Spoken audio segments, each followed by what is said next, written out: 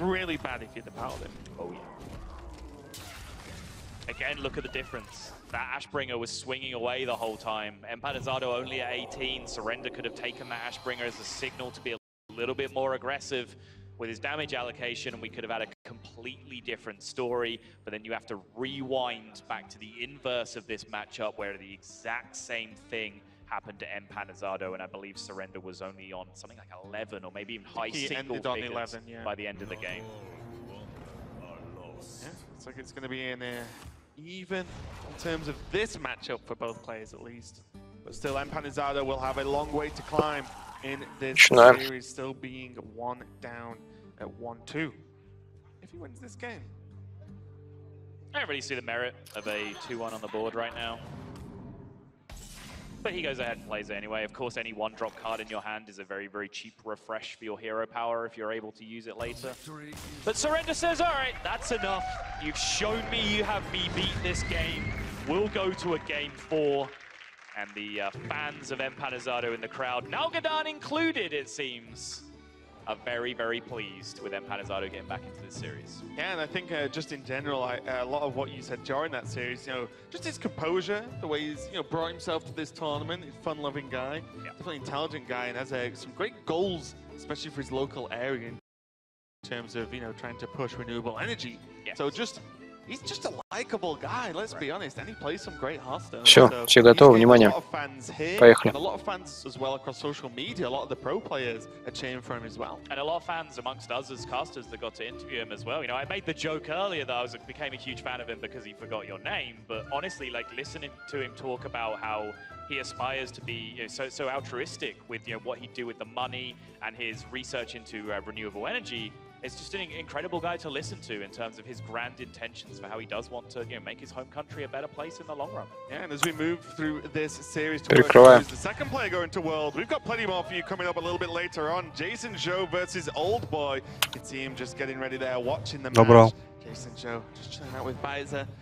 Are we just getting maybe some last minute practice in there? Looks like he might be playing some Hearthstone on his phone, just like, okay, maybe I need a few more games to go against Old Boy's lineup. And no surprise to see China rallying around Jason Joe, because much like the other APAC representatives we just saw in the crowd supporting Surrender, China's hopes now rest entirely on Jason Joe for this tournament. A lot on the line in a lot of ways, actually, during this summer championship. And this is what happens, effectively the last chance for players to get in there.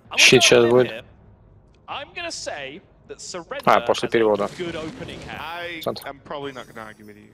Ooh, maybe not. What was the smile? He looked delighted with something. Нас только что запороли практически весь пул. Собрал бабу. Перекрываем. Пролив.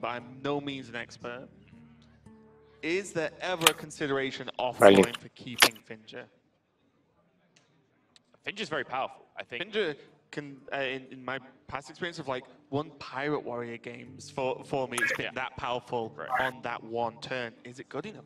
It's definitely a valid keep.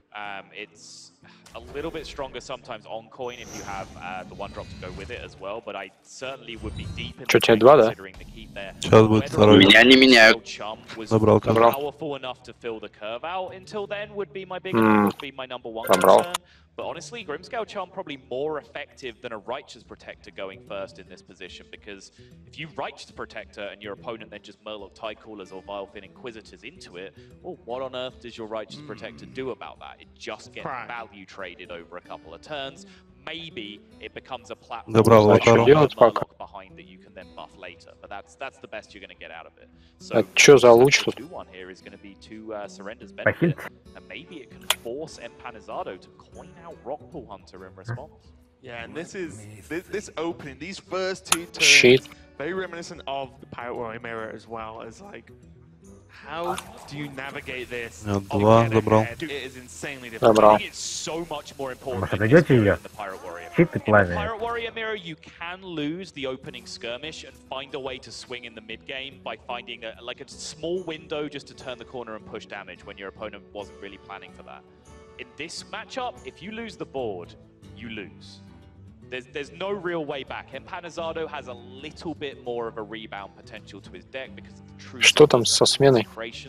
but it's rarely enough. Well, the true silver and the consecration. Yeah. There's only a one of each. Collective plural, but a part singular. Yeah. Just, don't want anyone misled. No, you're right. You're right. You are known. Что со сменой? So I just want to keep you in check. Wow. Or was that me misleading other people? До того, как он умер, там что-то меня не меняет. Это кого был? Это Лимперс, у меня было 8, меня не подменили. Там кто после меня? Марсайль, очевидно. Да. В Куда? смысле далеко? Ты отбежал далеко. Так, передо мной была фиолетовая лужа, я точно не мог ближе подойти к боссу. Про себя говорить, что он сам не доставлен.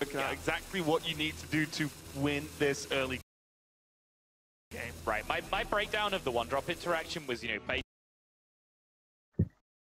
on Surrender's actual, just initial mulligan where he only had the Grimscale charm. When he drew the 1-2 instead, Tidecaller, sorry, off the top, then that does the same thing but with more upside. It still has 2 power going into the next turn because you're going to play another.